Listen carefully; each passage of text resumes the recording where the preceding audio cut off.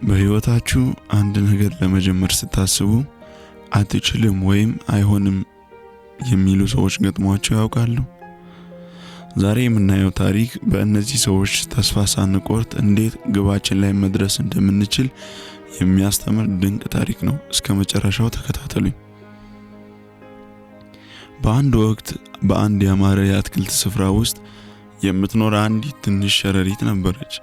ይህች ሸረሪት በጣም ታታሪና ባለ ራዕይ ነበረች።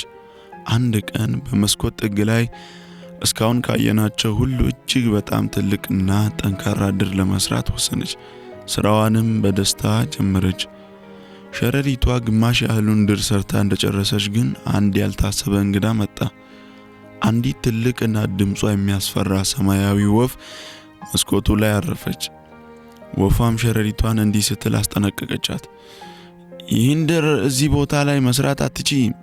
እኔ በዚህ መስኮት ላይ ዘወትር አርፋለሁ። ድርሽ ያውከኛል። ስለዚህ እዚህ መስራትሽን አሁኑኑ አቁሚ አለቻት። ሸረሪቷ ለጥቂት ሰከንዶች ቆም አለች። ወፏ ከሷ እጅግ ትበልጣለች። ብትፈልግም ድሯን ልታጠፋው ትችላለች። ነገር ግን ሸረሪቷ አንድ ምርጫ ነበራት። ወፏን ሰምታ ተስፋ መቁረጥ ወይም ስራዋን መቀጠል። ሸረሪቷ ዝምታን መረጠች። ለወፏ ምንም ምላሽ ሳትሰጥ ትኩረቷን በጀመረችው ስራ ላይ ብቻ አድርጋ መሸረቧን ቀጠለች። ወፏ ሸረሪቷን ለማስፈራራት ደጋግማ ሞከረች። ነገር ግን ሸረሪቷ ምንም እንዳልተፈጠረ ስራዋን ስትቀጥል ወፏ ተስፋ ቆረጠች። ይህቺ ሸረሪትማ አትሰማም ብላ ትታት በረረች።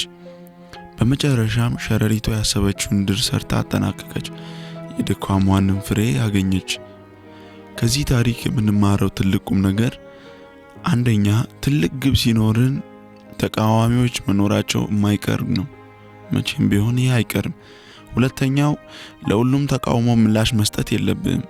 ምርጥ ምላሽ ዝም ብሎ መስራትና ውጤት ማሳየት ነው። ዝምታን መምረጥ ነው። ሶስተኛ ሰዎች የሚሉ አትችልም የሚለው ቃል ያንተን ማንነት አይገልጽም። ያንተ ማንነት በመቻል ውስጥ የሚታይ ነው። እናንተስ በህይወታችሁ እንዲህ አይነት ወፎች ገጥሟችሁ ያውቃሉ?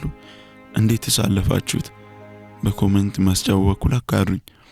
ቪዲዮውን ከወደዳችሁ ላይክ እና ሰብስክራይብ ማድረጋችሁ እንዳትረሱ።